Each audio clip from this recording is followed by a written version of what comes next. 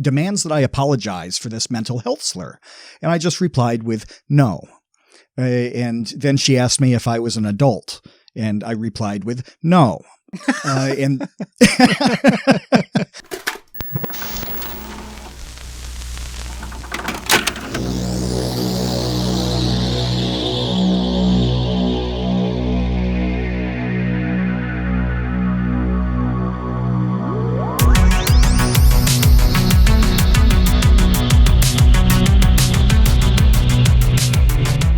Hey, welcome to the Create Unknown. I am Kevin Lieber. With me, as always, is Matthew Tabor. Happy New Year. It is 2020. We are officially in the future. Although I feel like every year after the year 2000 for us boomers has been the future. And every year we're like, still no flying cars. Every year is a new millennium. That's how it works. So normally, obviously this podcast is centralized on YouTube. However, this is going to be a Twitter discussion because some things happened.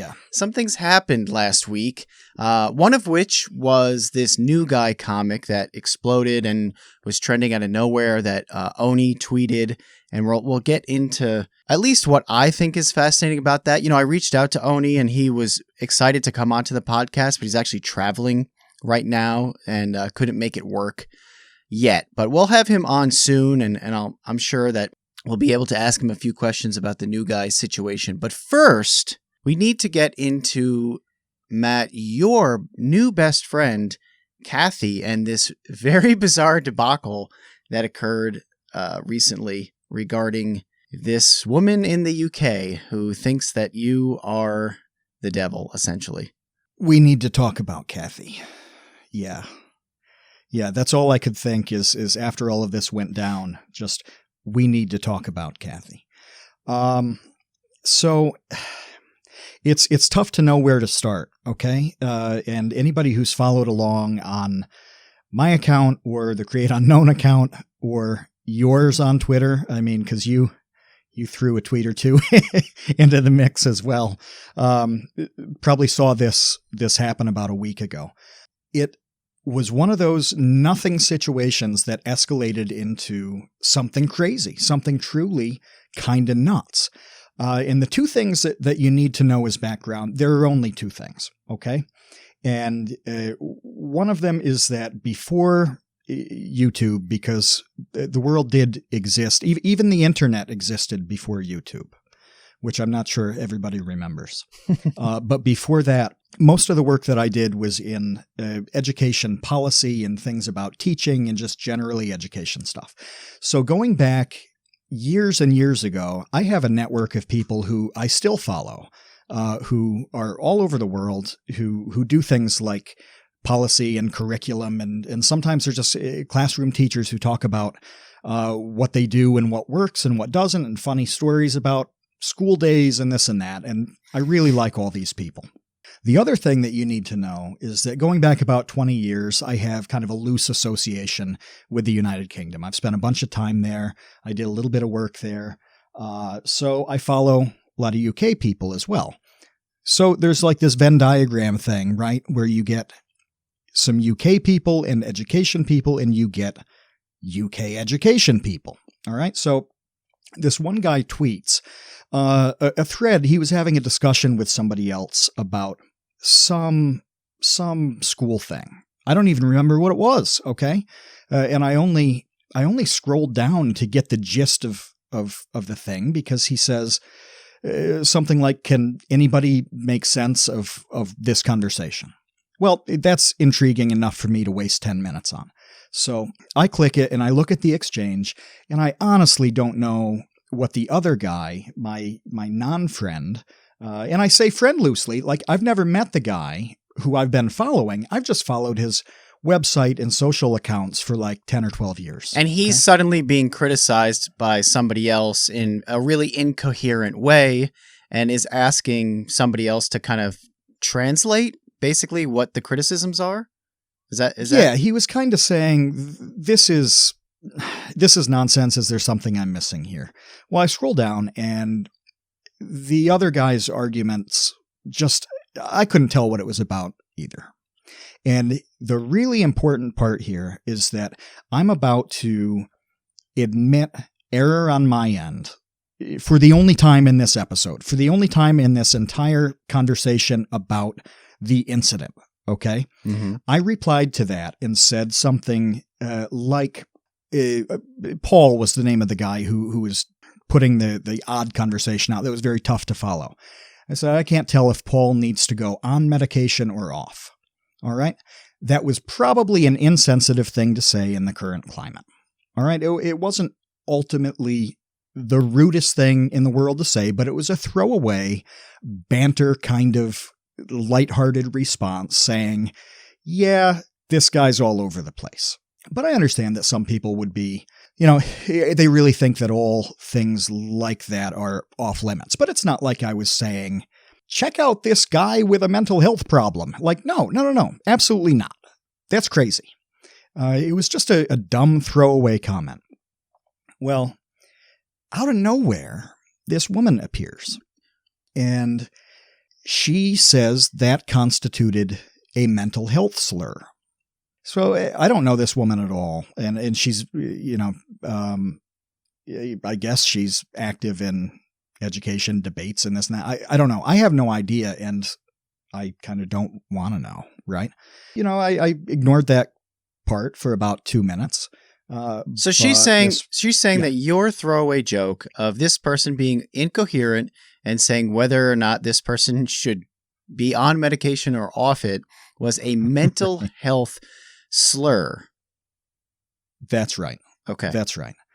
And I don't think anything of it because you get responses to tweets all the time that are like that from people you've never heard of. And if they're critical, whatever, you just move on. Like, who cares? Yeah. But I mean, you could be on some sort of medication that is interrupting the coherence of your thought processes that has nothing to do with mental health, right? Oh, absolutely. I mean, you could be on any number of medications that are causing you to communicate incoherently, and that has literally nothing to do with mental health. So she made like quite a leap in my estimation on a couple of levels, attacking and accusing you of creating a very specific thing, which is a mental health slur. Like, she connected a lot of dots just by going there to begin with.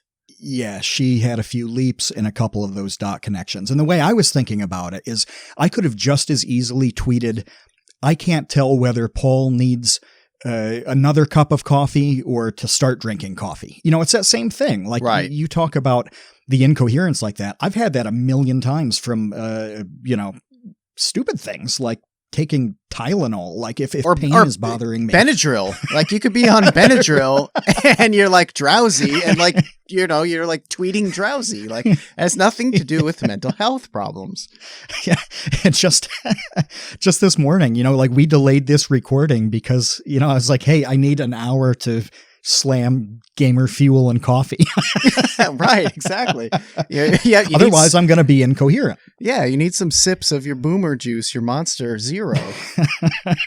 Right. So, nothing's happening there. 2 minutes later, it pops up. I get more of a reply in the question. And I'm sorry that I have to paraphrase a lot of these. Obviously, in this saga, I was blocked very early, so I don't have access to a lot of these tweets, but other people are seeing them. And this is the important part. This is really where it begins.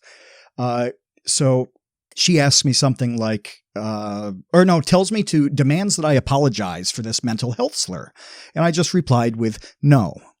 And then she asked me if I was an adult. And I replied with no.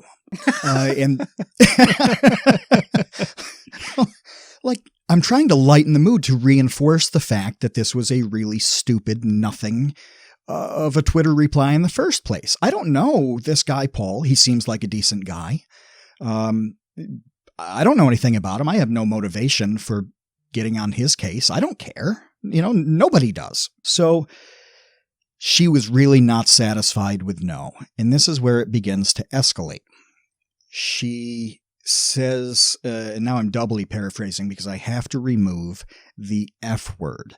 She used the F word and called me a D slur. The slur starts with D and it ends in ick. And she was saying, F you, if you're not a psychiatrist, stop saying things like that.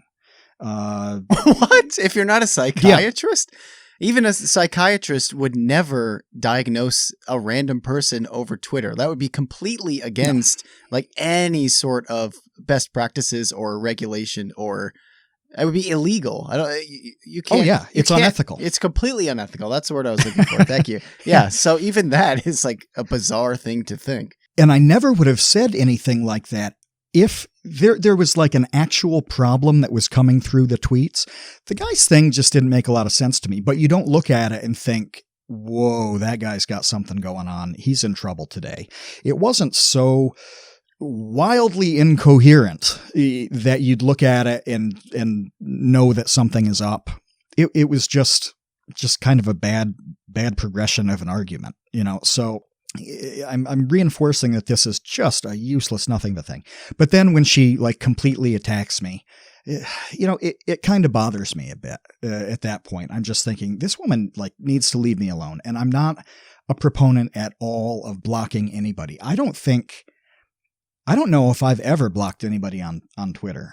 Have you? Are you a blocker, Kevin? I don't think I've blocked anyone. I think I have muted. I'll mute all day long. But I don't think that I have blocked anyone. No. But I also, we've talked to people like, Justine, who has like very scary people who, tweet them every single day.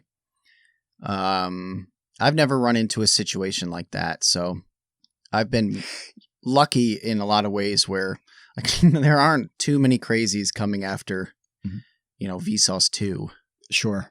And I was thinking about the frequency on all of this, and I blocked a few people on Facebook, but it's been because of individual, like really crazy kind of harassment. And Facebook is so different because you are like your family and friends and things like that are seeing the comments on your posts and the replies to things. And sometimes somebody's just got to go. Twitter is not like that. I don't think, a handful of friends out of the thousands of followers are people, I would call like friends in the community, like people I'm going to potentially see when I go to the grocery store, or like maybe one or two family members follow me on Twitter. Like it's just a different platform to me. So I have no reason to block anybody. So I'm not going to block this woman, Cathy. So if she's going to be rough to me for no reason, I'll just hit this back and kill a little bit of time. So I start to kind of insult her. All right. Just for being crazy about this, for really blowing it out of proportion. And I'm trying to recall what the first thing was, but it was, just kind of rude stuff, but nothing that hits, for example, any category that's going to get you suspended on Twitter. Like you never make fun of somebody for being a man or a woman, or you never make fun of them for being black or white or anything else. Like not only are these things just not funny, like it's virtually impossible to pull off a joke in that category that's actually something that makes people laugh, but it's against the terms of service too. Like this is going to get you at least temporarily suspended. I don't want that. Nobody wants that. So, you pretty much make fun of somebody for being a boomer, and that's that. But I notice in her profile, she was from Norwich in England. And this, her title shows that she's an extremely loyal supporter of the Labour Party in England. Something like, I'll always vote Labour in that. So I replied and said, hey, Cathy, I'm actually running for city councillor in Norwich on the Labour ticket. Am I guaranteed to have your vote?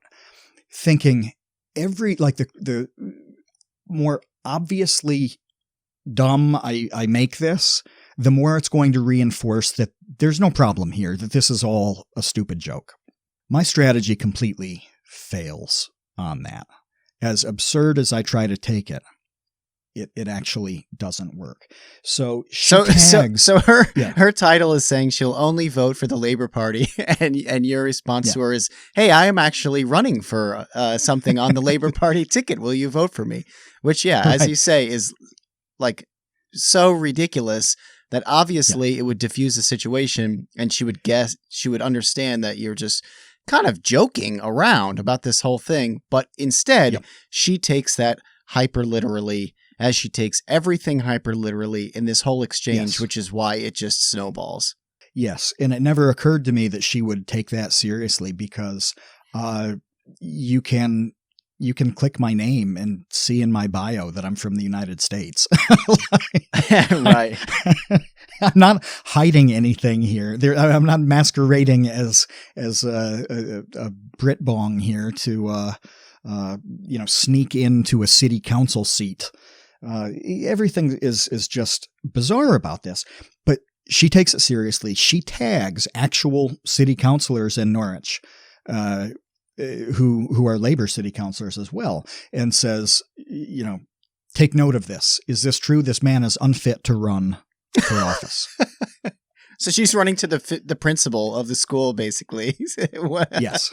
And telling on you for something that's like completely made up and ridiculous. Hey, when I don't even go to that school. Right. Yeah, you're not even in the same country. When I graduated like 20 years ago. I double down, like at that point I'm quote tweeting her stuff and just kind of continuing to make fun of her on the boomer side. Then something happens. Something magical and something terrifying happens. Now, for the people who aren't on Twitter, you need to know that one of the biggest lottery wins that you can have in the Twitterverse is a retweet from Justin Wang. And if you don't know Wang, WHANG, search him on Twitter or on YouTube and watch some of his videos. He's one of the most entertaining people ever. And his Twitter account is awesome. He tweets a lot of really absurd stuff. Everything is pretty much and he's not taken seriously. He's a liberal retweeter. Like he'll retweet a lot, but they're always good. They're always good. Every single time he retweets something, it's something that you do want to see, which is a weird superpower that he has. It is. And the other thing that's awesome about Wang is that when something pops in my feed, I see it and I know it's a Wang retweet even before I see that it came from Wang. Like it's such a defined style. Like I absolutely know. Well, it just starts getting kind of nutty, and he retweets one of those things. At that point, everything changes because Wang's fan base is prolific and they love to have a good time on Twitter.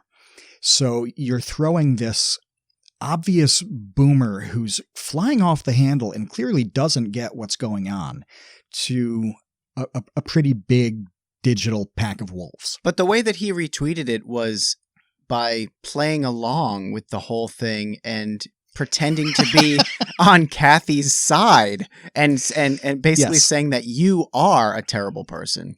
Yes. So by that time, right before the Wang retweet, she had said, I've reported you. She's getting her followers to report me for hate and abuse. Again, there's no hate. There's no abuse. There's just making fun of a boomer. But she's coordinating a reporting campaign against me, which is against the Twitter terms of service, by the way.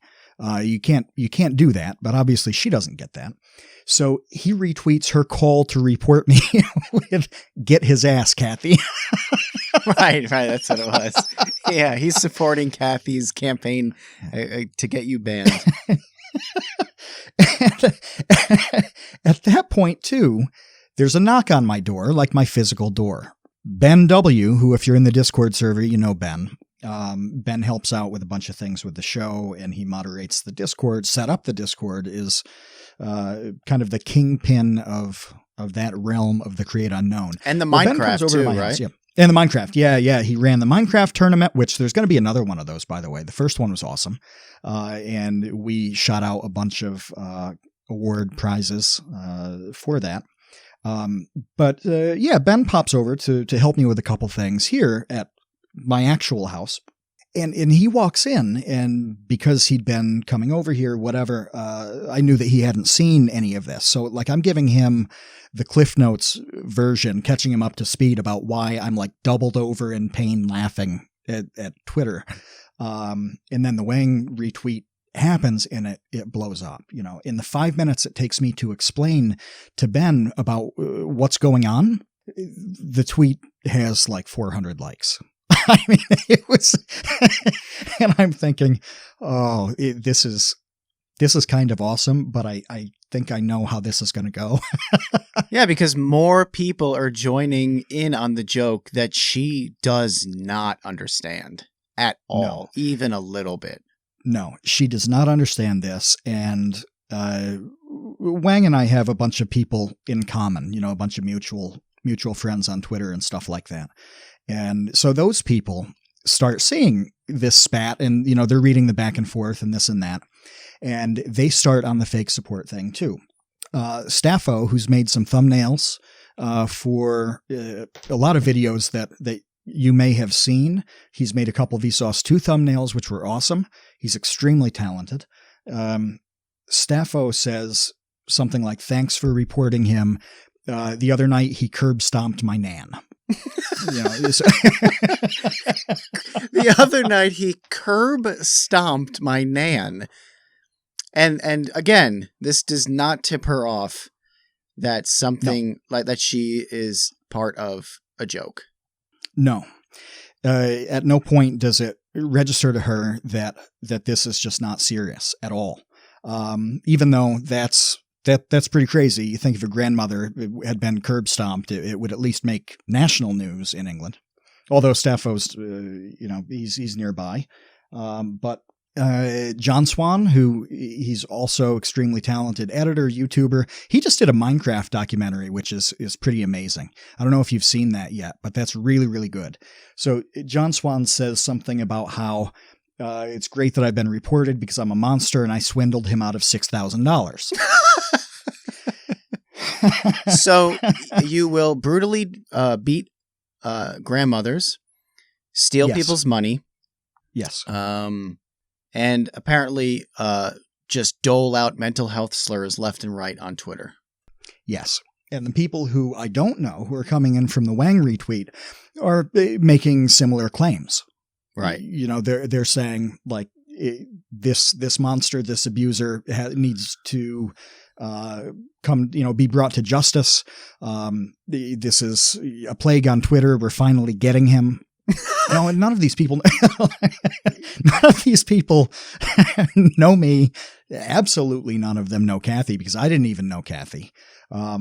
It's just not to mention the fact that all you have to do is click on your Twitter feed and scroll down for 3 minutes and get paint a picture of you not being this horrendous, abusive, crazy person. Like there's no, the evidence is there.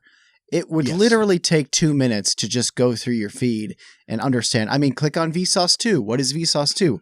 Oh, this educational, completely positive, math focused, very big, popular YouTube channel that, you write for. Clearly that's not a terrible thing. No. And whereas we can debate how good our service has been to the internet and the world, I don't know what our obituaries are going to be like. The one thing I do know is that we really haven't done a whole lot of harm. No, but I should mention that she did block Vsauce 2, the Vsauce 2 Twitter account, just because of its association with you. Right. And the Create Unknown she blocked as well. The Create Unknown she blocked. She blocked everything because you are the worst person in the world. That's right. That's right. And that proves, though, that she went to my bio because you only get those links when you've clicked on my name and looked at the bio. Mm-hmm. So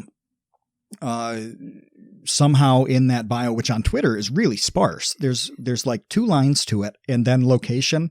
And I think you can show a birthday. Is that? Yeah. Some people do. Some people do. You don't have to. But yeah, that's about it.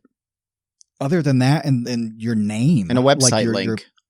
Right. You can put a link in, and then you've got the Twitter name. That's it. So this takes up like a postage stamp's worth of real estate on your screen. That's all that's there. And she still doesn't realize that I'm from the US, even though it's listed right there. She starts corresponding with these people making wild claims about abuse and harassment and supporting the fake supporters of her. So I'm in a Twitter chat with a bunch of YouTube people who include guys like John Swan and Staffo and Zalgaloo, who produces and has produced and edited The Create Unknown here for about a month. He's done an awesome job with that. And in this Twitter chat, Zalgaloo, I'm going to throw you under the bus here, which you get the beauty of listening to a thing that you're editing and then finding out that you're in it. So congratulations. So Zalgaloo invites her or adds her to this group chat with a bunch of people who have fake supported her and fake accused me. So all of a sudden, I see in the feed, Cathy has been added to the chat, and I'm just like, oh God. So the first thing I say is, Cathy, are you coming to VidCon London? Because I don't know what to say at that point, and I'm thinking I should have realized that being absurd at this point is just not going to resonate. No, but it was the same mindset as before, where the more ridiculous the response or the question can be, the more obvious it is that this is not a real thing. That failed.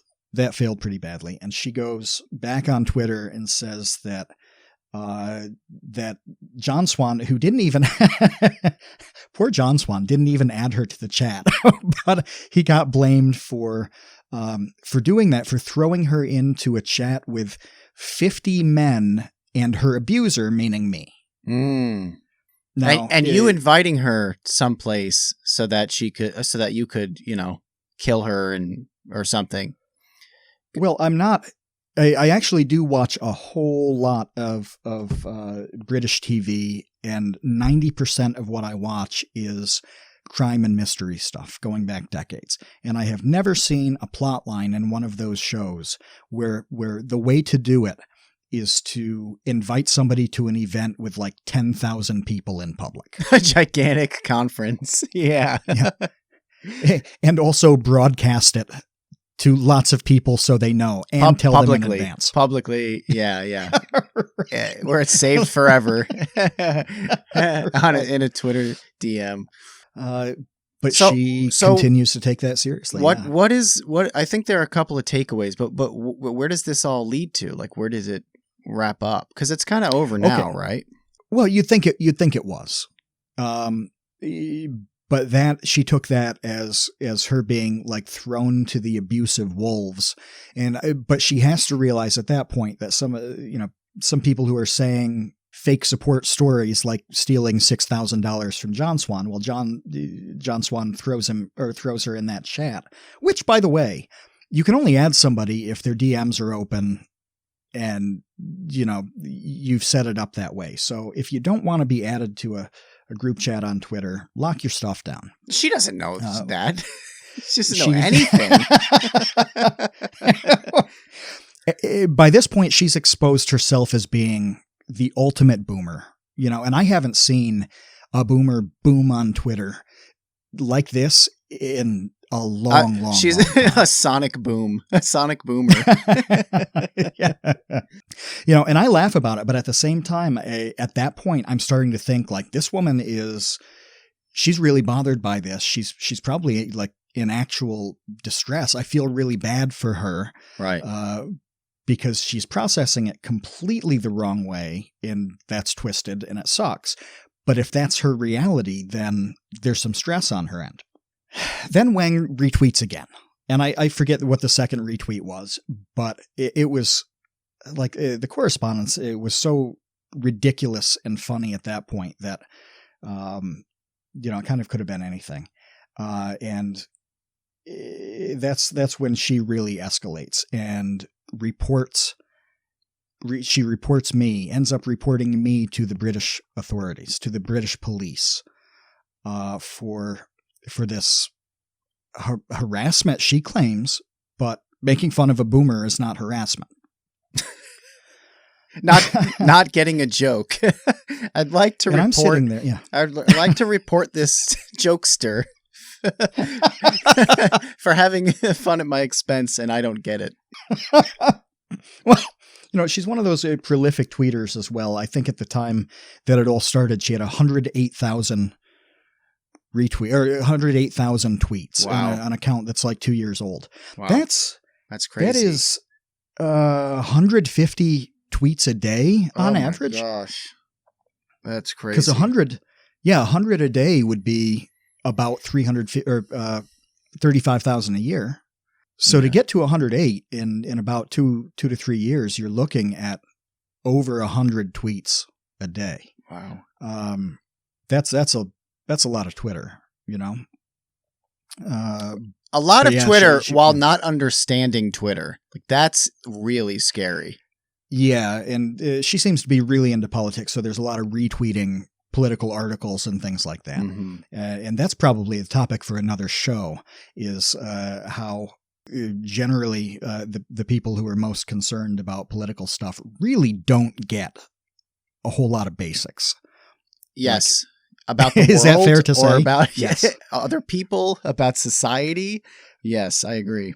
Yeah. So there's kind of that inverse relationship with the more you're tweeting about politics, probably the less you understand the basics. There needs to be a new law developed, Tabor's law. And at that point, I'm looking at it and thinking, because we were talking about this as it was happening, and you shot a couple tweets out and whatever. But I'm thinking, oh my God, there's been some pursuit of social media stuff in the UK. The biggest one is probably the Count Dankula thing, where his dog his pug, it wasn't a pug, did a Nazi salute, and he had to go to trial for that. Yeah, he went to trial over he taught his pug how to do a Nazi salute and posted it on the internet and had to go to court for that. Yeah. And I have known of people in the UK getting letters from their councils, their local councils, that tell them to appear because of something offensive that they've said on Twitter. Mm-hmm. So it's absolutely a thing. Now, the UK doesn't have any jurisdiction over, it's not Twitter world police. So there's no harm there with this situation. But at the same time, I'm thinking, well, if somebody wants to make an issue of this and push it, is Kevin going to have to deal with anything? Like, I do have Vsauce 2 in my bio. Is Kevin going to get a letter from some crazy woman or some solicitor that she's gone to, or just something being like, hey, this guy you work with is whatever it is. I can't even think what you'd put in that letter because nothing has happened here. Yeah, is abusing elderly women on the internet. Right. And that was the thing that I did make fun of her about was the age, really that boomer thing, and throwing in some uniquely British references. For example, how can you not make fun of somebody when national dishes include spotted dick and toad in the hole? What is I've seen spotted dick in the store. In a can. So it's in a can. What is it though? Is it like some sort of spam kind of weird meat in a can thing? And what is toad in a hole? I don't know what either of these things are. No, spotted dick is like a sponge cake. Okay. But it's really fatty. Okay. And I forget what type of, it's the kind of thing, if you made it, you would put lard in it. Mm-hmm. Okay. So, I think it's like fat and fruit for the most part. And that's why they call it spotted, because there's these little bits of fruit in it. I don't know I don't know where the dick part comes from though. Because it looks kind of like a muffin, a muffin or a pound cake or something. Okay. But yeah, I'm actually looking this up to see where that name comes from, but I don't even see it like on the Wikipedia where the dick part comes from. So anyways, it's funny kind of name. And what is Toad in the Hole? Toad in the Hole is actually quite good. I actually like eating toad in the hole because the toad that's in the hole is a sausage toad, and I like the English sausage well enough. What is it in? Like a pastry? Yeah, it's kind of like a pastry. It's been a few years since I've eaten it, but I want to say it was almost like sausage in a souffle, like an eggish kind of pastry. Okay. But it's just a savory kind of dish with a funny name. And there are a couple dozen things in English cuisine that have ridiculous names. And they're kind of fun to pull out when you are talking to a Brit bong, especially an older Brit bong. So after she reports you to the police, at what point does it land? Because I've been blocked by her on all accounts. I can't see any of her stuff. I don't know what's going on with her. Because you two are a monster. Yeah. There's one more really big part to this, and it can't be 7 hours of Cathy, but at this point, her people, and she does have kind of brothers in arms that support her on political stuff. It's a tiny little group, but it's there. They're seeing this and not seeing the whole conversation. And just thinking, oh, my friend is subject to abuse on Twitter and harassment on Twitter. I'm going to support her. Somebody links her to the Wikipedia entry for incel, and that changes the tone of this entire discussion. She starts posting about how she's learned what the word incel is, and now she understands what the incel gamer is about, and it's a primarily US phenomenon, and she's dealing with a famous incel gamer, meaning me. Right. Literally every part of that phrase is wrong. Yeah. I have not really crossed the threshold of fame. I am not an incel, which, if you've listened to enough episodes, there have been a couple where Mo has piped in the background, proving that there's a girl in my life. And the gamer part, like, I really lost it at that point. Like, at that point, I was laughing so hard at every tweet that came in because, Kevin, there is nobody probably in your life who knows less about games than me. That's true. Yeah, that's true. Like, of our age. Yeah, especially of people that I'm close with and friends with. Yeah, you do not play games. You're not a gamer. I don't play games. I'm not. I played some World of Warcraft back in the day, but before that, we were just talking last week about PS4s and the next generation console, because I have not played a console since the original NES. Yeah, I was trying to explain to you the difference between PS4 and PS5, which will be coming out at the end of this year. And you literally didn't understand, like, well, why, what's going to be better about PS5? I don't get it. Like, you didn't understand console generations. And I still don't. Yeah, right. I still don't. Right.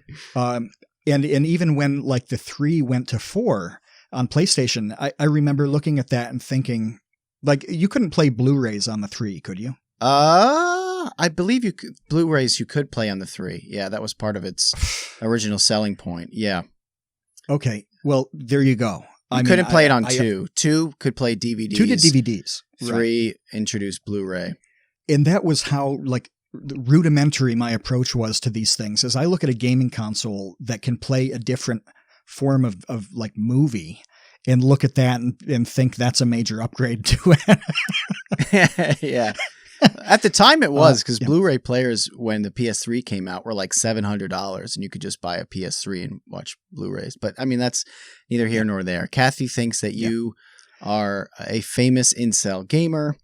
And you're right. That's when it really went to the level of just sheer lunacy, where it was like, okay, it's crazy that this person, A, could take something so wrongly be presented with just a treasure trove of information and evidence that like this is not a real thing, and like everybody is just kind of having fun here, and with all of that goes to the police over this, and then concocts kind of like a group or an association or a label for you and everybody involved to better understand, for her to better understand like what's happening to her.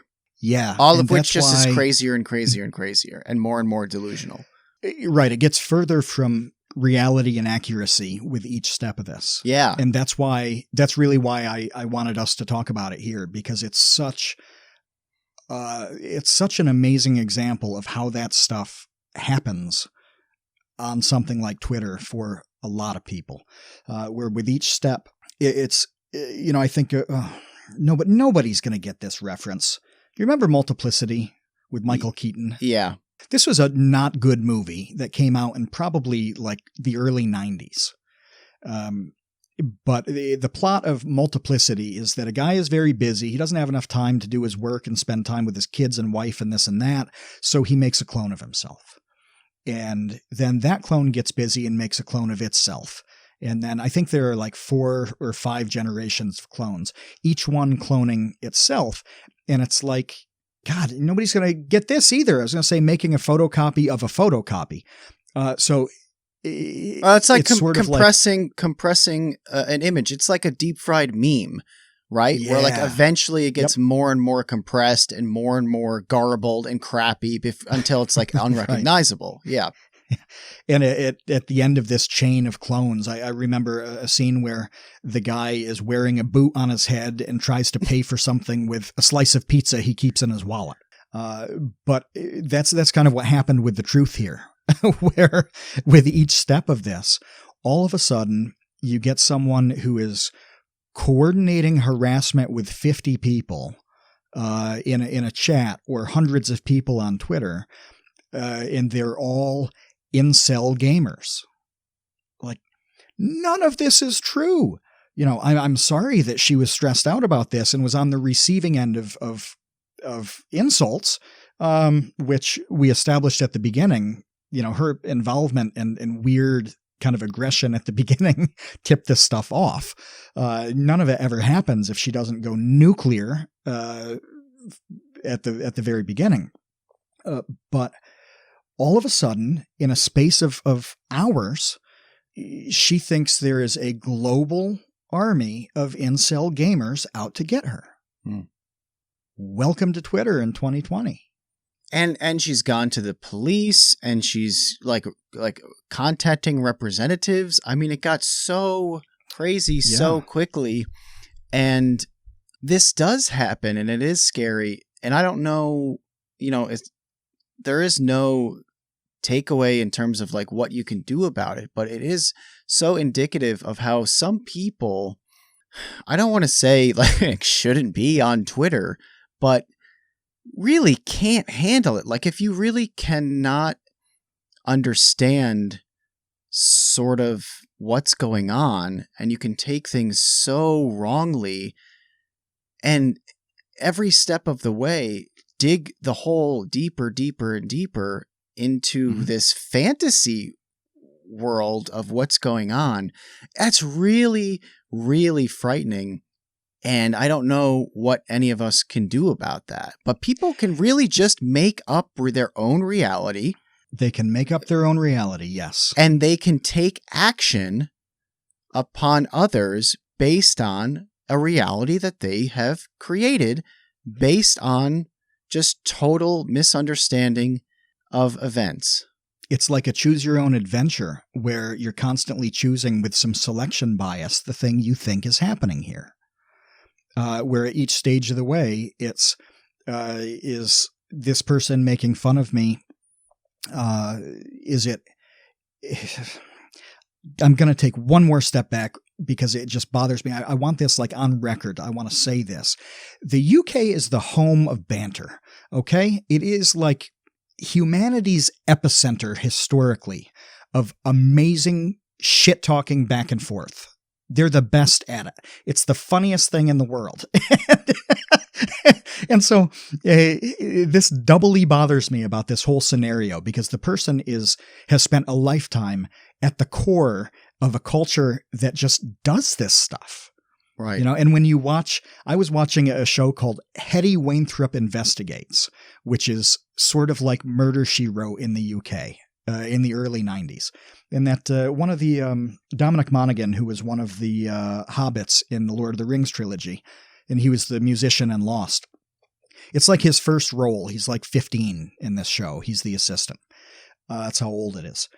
But there are exchanges in that show where people are kind of ripping on each other that are equivalent to what was happening on Twitter. So it's like that level of banter. And she just did not recognize that. Completely out of touch with it. But it is making up your own reality, where you're looking at it and saying, well, you make a choice that you look at it. Is this banter? Is this, maybe somebody being ruder than they need to be, which I probably was. But is it just banter, or is this a hate crime? Mm-hmm. Is this coordinated harassment? She makes the choice that it's the really bad one of the two. Is this person just kind of a jerk, or is this person, do they typify like the incel gamer that makes like a problem online? Well, she chooses the bad one in that scenario too. And compounding these misreadings and kind of purposeful bad choices, she gets to a result that is just not reality at all. And it's one thing to dismiss it as this is a boomer who doesn't get Twitter, which it is. But this happens when people write about Twitter and YouTube too. I mean, the journalists get this wrong. PewDiePie just went through this because he announced that he was taking a break. Now, the dude just got married. He just moved a while ago. He just had his house broken into, which we're going to get to in a minute because that's relevant to topic number 2. He's really just slammed out videos all year long. His pace has been nuts. Dude, all year long? He's slammed out videos for like a decade, all decade long. Right. Forgot about his year. Upload frequency is pretty high. My point on it was that 2019 was a pretty busy year for him, and he had plenty of his own problems to deal with. So he announces, I'm going to take a little time off. After how long of grinding like a madman and having an eventful year? Well, how many articles did we see that roughly equated to PewDiePie throws his hands up and quits YouTube? Right.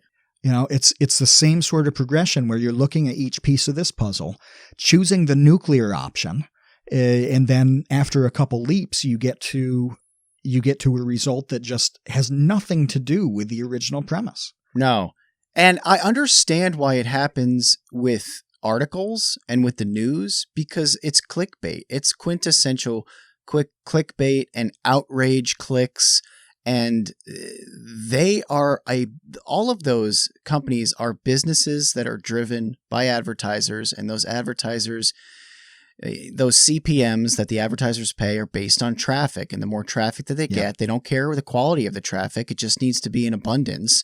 So you have an entire industry online and also, like, let's face it, on television, where they are trying to interpret things as outrageously as possible, as heinously as possible, to get people interested and get their attention. Because what gets your attention more than, fear and outrage and negativity and something to be upset about, right? So that's really obvious to me. And I get that. Unfortunately, it's not really obvious to a lot of people. Which I think is frustrates me as somebody who understands what game is being played when you talk about these headlines and these clicks and stuff like that, because it is just a game and it is just a business. Pushing that aside as being kind of a gross, icky business, you also just have people, just ordinary people like Cathy, who has she's not playing a game. She has no website she's trying to drive clicks to. She's not trying to sell anything. She's not in any business, but she still, just as part of her like natural human inclination, I guess, and like survival mechanisms kick in, is interpreting things in like the most dangerous way imaginable and altering reality to manifest what she's afraid of. And that is really scary too. Yes, that's absolutely the way to describe it. That you do tend to gravitate toward the things like your worst fears, the things that are most worrying to you on the interpretations. In this, sorry to pop the politics stuff again, but this happens a lot on all sides. In all countries, and especially with international stuff, because, very few people are familiar with other countries, and even if you're in Europe or even Australia, and just seeing the US from news and things like that, you get a certain interpretation of it. Because you're not so immersed into it. Here in the U.S., it's very difficult to know what's really going on in France. A couple of years ago, that was a tough thing to suss out, and it still is. What's obviously happening in the Middle East at this point? Well, we have really limited information on that stuff, and people our age, almost none of them know anything about the Iraq-Iran war that happened throughout the entire 80s. It was like a 9-year campaign that was a massive war between those two countries. Well, we were too young. Even we were too young. Yeah. We weren't processing international relations when we were 5. So we don't even have background on a lot of this stuff. And so we have super limited information. We constantly have to make leaps from level to level to level to get to an understanding, to get to a conclusion on what you think about an issue. And it's very, very easy to choose those bad options along the way and wind up at a result that is just wildly inappropriate. And nobody is immune from this, whether it's somebody on the left or the right, but it really shows up in international analysis because by default, it's a country you probably have no experience with. Right. And most of the information you're receiving about it is largely coming from news organizations whose business it is just to get you, to get your attention. So, they're not and they have limited information. And they have limited information. And they're just not necessarily in the business of giving you like a nuanced point of view on anything. It's just not how it is. And even when you try to be as nuanced as possible, as accurate as possible, give every possible good faith effort to get to the right result, it's so hard. It is, I'm not saying that everybody's opinions are invalid or that it's impossible to get to an accurate point, but it's really hard. It's hard. It's all the information and navigate it properly. It's a lot. Yeah. It's a lot of work. It's a lot of investment. People spend their entire lives, depending on no matter what sector you're talking about, trying to understand some of these complicated things, and still are going to have not a complete picture. Many topics that we've talked to guests about, YouTube topics, fall into this category. How often are we guessing at something? Most of the time, we're making an educated guess. Like there is virtually nothing that I know 100% for sure that will work on YouTube. Now, I know some things that are 0% sure to work. There are a couple things that I know are going to be horrible. But, in terms of a positive thing or success, you play the odds. You do the best you can and cross your fingers a little bit. And when we're talking to people who have 10 million subs like a Kwebbelkop, he's obviously done a great job and he's had so many pursuits that have come from that have been good. He's still not mapping out a plan and having it work every time. You make a video, you've made over 400 videos on YouTube, almost 500 maybe. I think so, yeah. And you still have to put a lot of effort into, what's in that video, but even little details like what are the titles and thumbnails going to be like on this? Yeah, you start There's from no scratch. magic formula. No, there's no magic formula for anything. Yeah. And when it comes to, Cathy and Twitter and people taking things the wrong way and interpreting things their own way, there's a lot of bubbles that occur. And I think that leads us into what happened with the New Guy comic, where that's right. If you're not familiar with the New Guy comic. It was about a day before Cathy. These were kind of working in parallel. Yeah. Which is so fascinating. Yeah, which is why they connected in my mind, probably, because it was like two examples back to back on Twitter of really bizarre kind of thought behavior that was very insular and just inside its own bubble. And then once somebody from outside the bubble kind of shines a light on it, I think in both instances, the person in the bubble just kind of made a bubble within the bubble. It wasn't like the bubble burst and either of these people had realizations that were like, oh my gosh, wow. I had no idea, XYZ or whatever. There was no self-reflection from what I could tell. I mean, I don't know. I don't know what's going on inside the heads of either of these people. But with New Guy, what happened was Oney, who, if you're not familiar with, Oney, Psychic Pebbles, who we talked to on the podcast, Oney and Psychic Pebbles had a show, Hellbenders, that they did back in the day together. If you haven't seen Hellbenders, absolutely look up Hellbenders on YouTube and, laugh your face off for a while. So Oney, anyway, he is somebody who is largely critical a lot of like the animation community, kind of the gaming side of things. Like he's a pretty big critic of a lot of things, and people listen to him. Like let's face it, like he's not somebody that people ignore. Like when he comes out and criticizes something, people notice. So he just tweeted, it might have been on January 2nd, it might have been on January 1st. The tweet was something like, a new year just started and it's already ruined. I'm paraphrasing, but that was the gist. Right. And what he meant by that was he attached a webcomic to that tweet, did not tag the artist, did not tag the creator. So, I had no idea who had created this webcomic, where it came from.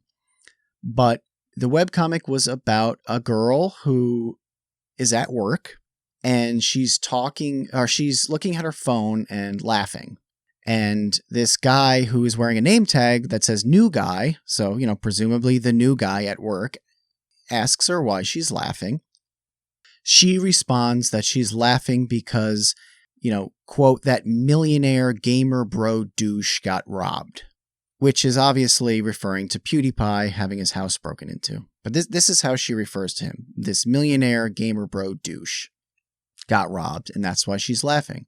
And New Guy, what does he say? He asks her how she would feel if she were robbed, which is a pretty standard, I think, response to somebody laughing at somebody else's misfortune. You say, why don't you walk a mile in that person's shoes sort of deal. It's a very, very old adage, is if something bad happens to somebody else, the least you could do is put yourself in their situation before kind of, laughing at their misfortune. Taking 2 seconds to empathize, or at least try to empathize, is generally good policy. It's something that we're taught from a very young age. I think, cross-culturally, that is generally a good way to go when you want to be a decent member of society. Yeah, it's like I was at Walmart the other day, and here's an example of the simplicity of this kind of thing. You see somebody who's like 4 feet 9 inches tall trying to reach something on the top shelf. Well, you can laugh at little Yoda trying to get this box of cereal. Or you can say, actually, yeah, there are some pretty practical problems that come from being very short. Or when I'm on a plane, I actually feel really bad about this. When I'm on a plane and I see somebody bored, I see a guy who's like 6'6", and there's always some like NBA level height guy who's on every flight in the world, who has his knees mashed up into his chin in his economy seat. And I looked at it and I think, this happened when in December, I had like a a 9-hour flight. And I looked at this guy going back in economy, and I'm like, oh, this has to be the longest 9 hours of this tall dude's life. Like, what a terrible thing. And it's not a big deal. It's just you consider for 2 seconds that things might be shitty for somebody else. Yeah, and in the case of Yoda trying to reach for, the golden grams on the top shelf, you help him or her. Yes, you just help them. You get it for them if you can reach it. I've done that a billion times at the supermarket, and I'm not even tall. So for someone shorter than me, I'll help them no matter what, always, because I feel their pain from being vertically challenged. But so what happens next in the comic is, okay, the new guy asks her, how would you feel if you were robbed? She immediately responds by sarcastically saying something like, I can tell that you and I are going to be good friends. Okay? That's what she says in response to him asking her to consider for a second that, getting robbed, whether you're a millionaire or a gamer bro douche or not, is not awesome. She says, sarcastically, I can tell we're going to be good friends. He doesn't know it's sarcasm. Yeah, the kind of coworkers who become good friends. I just had to pull it up because I couldn't remember the frame. It's crazy because this is a 4-frame comic. There's not a lot to this. This is not some graphic novel, but a whole lot happens in these 4 frames, doesn't it? So he doesn't understand it's sarcasm, and what does he say? He says, really? Or something like that. Yeah, wow, really. And he's standing there with a smile. He's wearing this apron that has a tag that says new guy, and he's just taking it as a sincere compliment. Yeah, and of course, the final panel is her dismissing him completely, saying no, right? Hell no, she says. Hell no. Okay, there you go, hell no. So Oney tweets this, and it exploded within 24 hours. Okay, here's why this was so interesting to me, why I wanted to talk about it. Within 24 hours, there were, I think, 55,000 tweets about this comic. Okay? I'm not kidding. It was trending. It was trending on Twitter. Yep. New guy was trending on Twitter because artists from all over the world had adopted new guy as kind of like this meme of being a good person, being a nice person, being like a generally decent person. Yeah, an empathetic person. And all of a sudden we're creating memes and original artwork and their own comics championing the new guy. And all of a sudden he's like, like the nicest guy in the world, and they're pitting him in all these different scenarios where new guy gets to be a good person. And it was fascinating because people didn't go the other way, okay? They could have just as easily turned her character into a meme and pit her character into scenarios where she was being like needlessly insensitive or crude or rude or heartless about different situations and turning kind of like the negative into the joke. But instead, they pulled the one positive element out of the comic and kind of amplified that and celebrated that in a really positive way. And it turned into this really like fun, wholesome meme. Yeah. I will say that eventually people did start to get a little saucy with the new guy memes.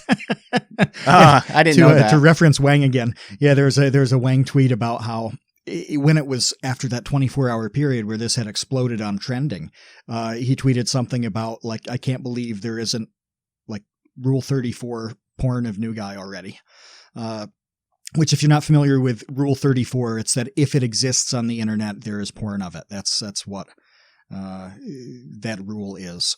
But yeah, you mentioned it being in trending. It was kind of funny because you'd showed this to me right when Oney tweeted it. It hadn't been there long at all, and it hadn't blown up really. But the next day I woke up and in trending, I see new guy, and I actually thought that there must have been a spin-off from the TV show New Girl. Because it had tens of thousands of tweets. I'm like, well, it's January, it's a new year. Whatever network, I think it's Fox that does New Girl, but whatever network that is must have a reboot of this show called New Guy, and I'm just like, oh, I bet that show sucks. And so I start clicking around Twitter, and that's when I realized that New Guy was on his name tag. I didn't know. I asked you, didn't I? Yeah, you asked me. I remember shooting you a message on Slack like, hey, what the hell is New Guy? Yeah, you're like, I don't get this. I was like, it's this comic. He's the New Guy. It says that on his apron, on his name tag, he's New Guy. And the reason this ties into the Cathy discussion for me is like there's like a few levels of just not understanding things outside of your bubble with that first with the comic, and then I think with the response afterwards. Although I don't want to be too definitive on saying that, because I don't know the girl who did this comic. I don't know what she's really been saying since then. So I don't want to. I did see a few others from her that have kind of a similar mood. They get to a place where a lot of people would look at it and say, well, that's the wrong response. And I think it was Lucy in our Discord made the point that and I hope I'm paraphrasing her point properly, but it wasn't so much that the artist was advocating that response as showing that it's a thought process that people have, like not necessarily endorsing it, but that you could empathize with that point of view as well and say, well, here's where the angst is coming from. This is how, somebody's upset and that's kind of bottled up and coming out through this comic. So I think that's valid too. That dismissing the girl in the New Guy comic as just being this kind of crude, monstrous person who doesn't care that somebody's life was upended by robbery and this and that just because they probably have it pretty good otherwise. That's just a piece of it. But there are a lot of people who default to that kind of thing because they've had terrible experiences in their lives that make them choose kind of that way of looking at it. And so that was pretty interesting to me, that there is empathy on both sides, but I didn't get the sense in the New Guy comic that was so much of what the artist was going for. I think it was really saying that New Guy was a crappy person. Yeah. I mean, I understand that people could not have a whole lot of sympathy for PewDiePie getting robbed because they're saying, well, what is a guy who has tens of millions of dollars really going to lose by that? And I think the reason that the comic resonated so differently is that there was more to it than that. And that's because this person is talking to the New Guy. Okay. It's not her friend. It's not somebody that she's buddies with and they're like she has a friend over and they're in their bedroom, and they're like, they have a long history. They know each other. This is a random person at work. This is a new person at work. So first of all, if you've ever been the new guy or the new girl or the new person at work, it is so anxiety ridden. It is horrible. It really is. You feel so out of place. I don't care if you are starting your first job as a server or as a legal secretary or whatever. It doesn't matter. You're cooking on the line at McDonald's. It doesn't matter. You were the new guy. You were the new guy at Vsauce at one point. Yeah, and you've got to navigate this relationship with Michael, who you didn't know well at all at that point. You worked with him a little bit, made a couple videos, whatever, but eventually you're tied into a thing where you're feeling each other out and figuring out how to go about any of it. I'm sure it was the same for everybody who's been added on, to Vsauce over time like that. And I felt that way. I remember talking to you when I started working with you, and I knew you for a long time. So there was no anxiety there. That was totally gone. And still, you're just in a new situation with some people you don't know. So how do you write this email? How do you ask this question? Do you even ask this question?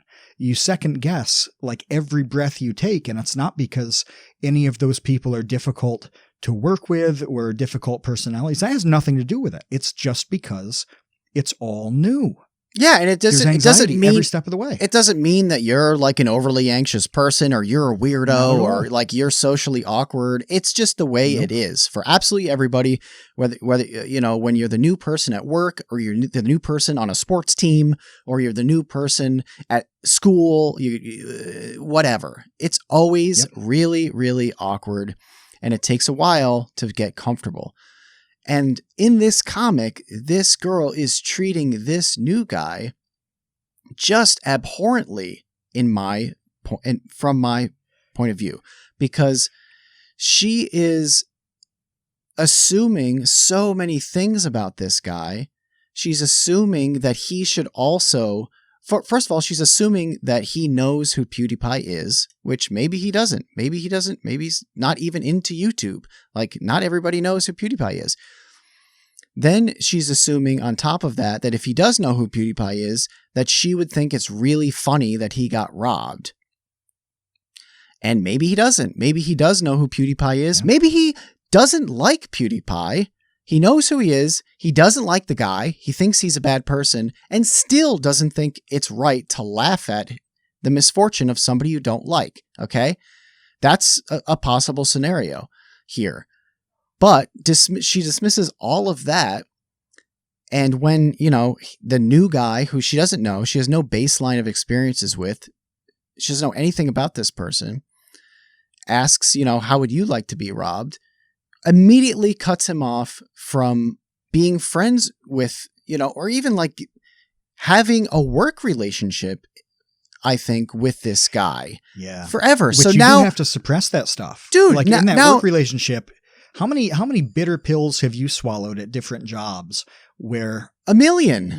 You don't necessarily like the conversations you have with people you work with, or you would never make them part of your life outside work, but you just swallow it and ignore it and do your job and keep things as cordial and collegial as can be for the sake of the job and the company and the restaurant, whatever it is. And just having to work with this person, all the time for the foreseeable future. Like, you have to get along just to not go crazy with the people that you work with, or else it's going to go really badly really quickly.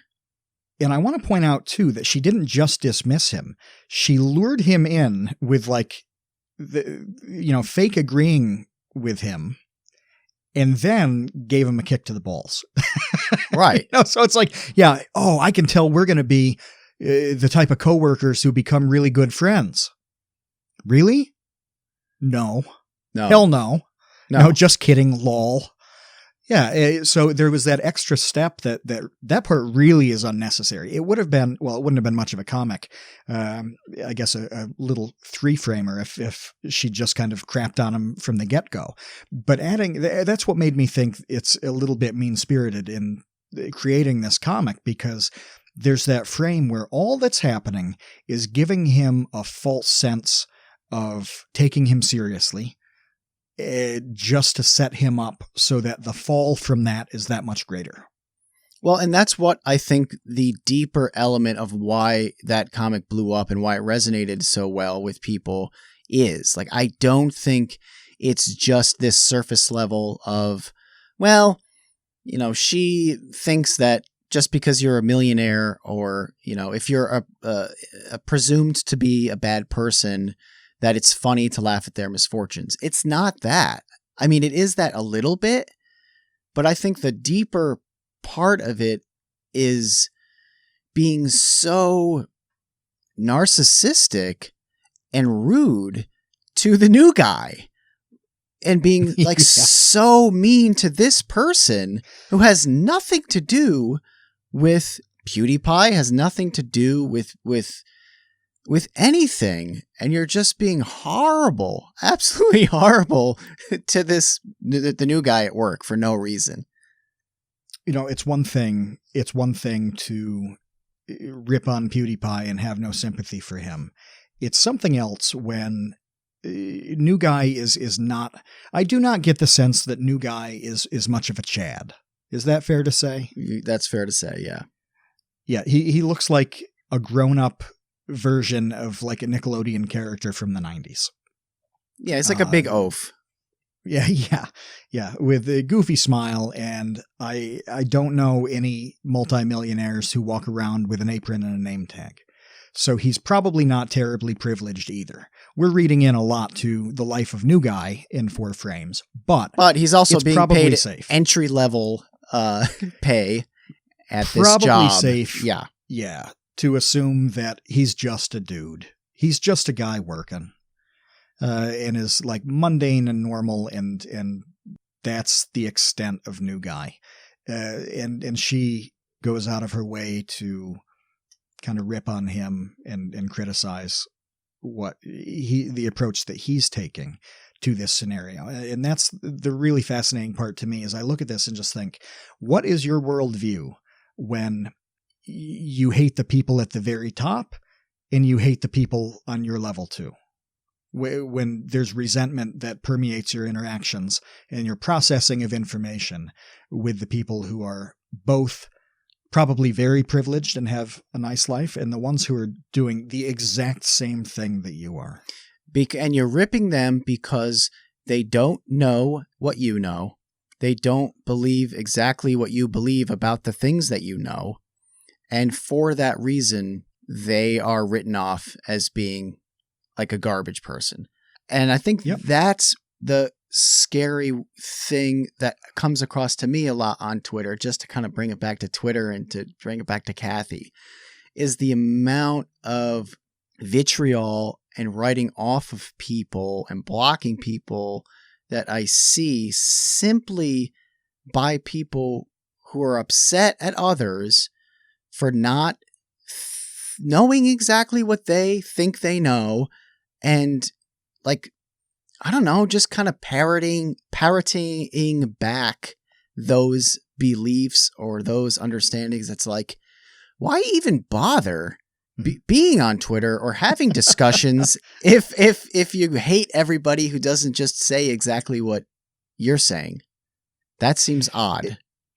It does go both ways too. And that is what you just described about not having the information about what somebody else is thinking or what they believe. That's exactly what I did wrong. That's why I was so wrong about, say, ratcheting up the absurdity and having that not work, because I was totally unfamiliar with how this woman was processing Twitter and the exchange.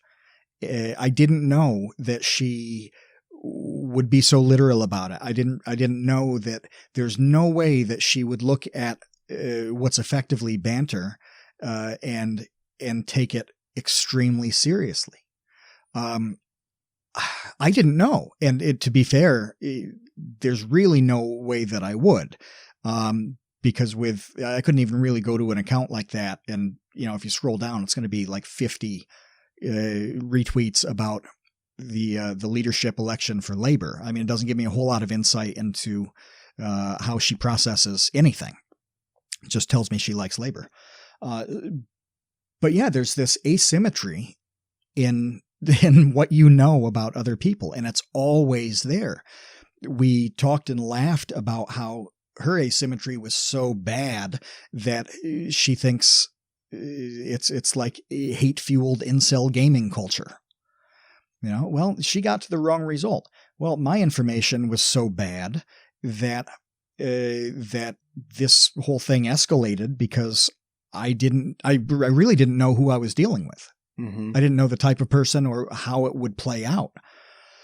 That asymmetry is constantly there. It's what you're describing with what's happening in the New Guy comic. And she assumes that New Guy is a bad person.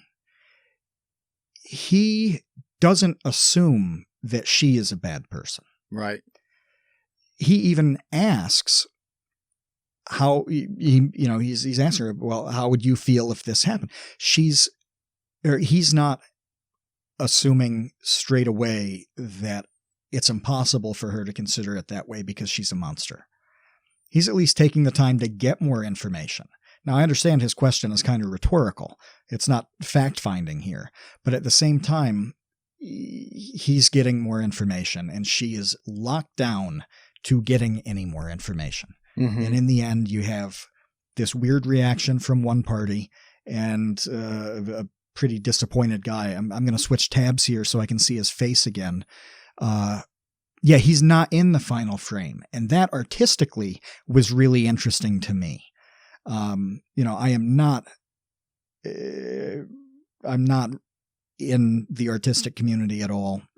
That's not really my game. Visual stuff is not great for me. I can't draw at all. I don't think in visual terms. I think in words and numbers. But the fourth frame of this comic is just her standing there saying, hell no. You don't see how the new guy reacts to that.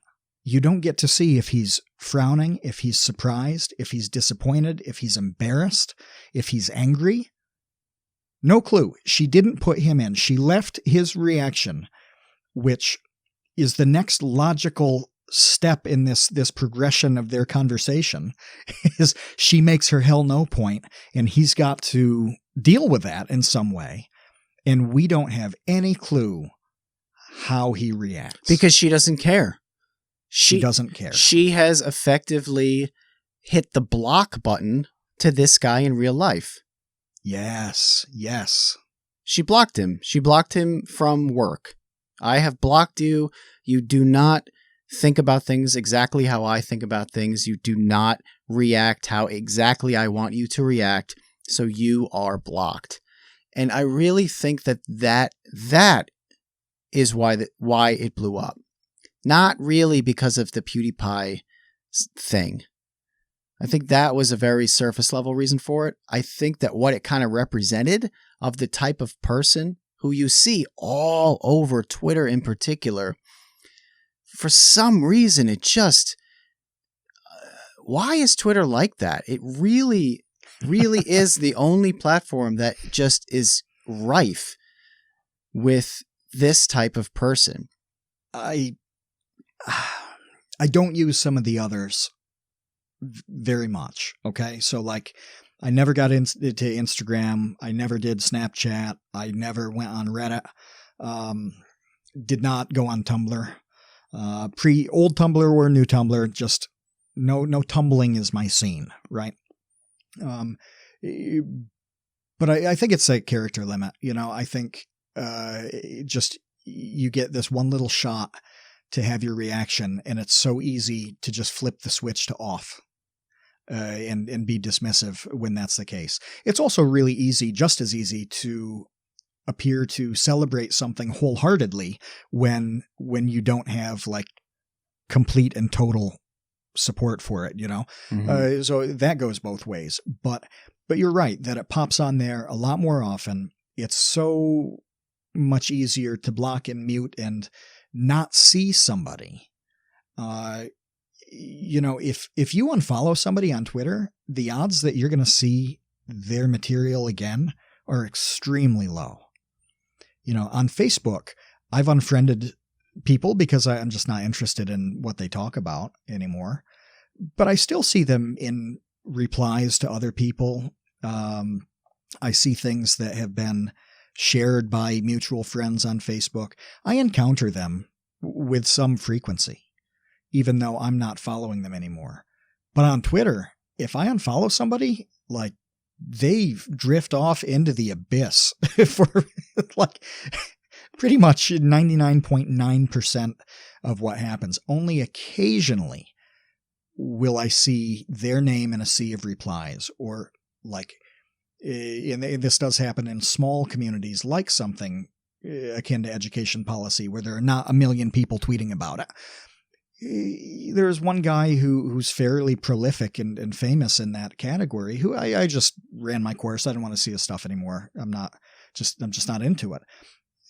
And only maybe once a month do I see retweets of him, even though he's very popular and a bunch of people are talking about his stuff. Yeah, it's so easy to just flip the switch on somebody and they're gone. Yeah, I think it's more about people not wanting to ever be criticized. I don't know. I would love to revisit this in depth. We're running super long here because I think you and I could talk Twitter stuff all day because we're on there all the time, and both. This really is our New Year's gift to everybody. Yeah.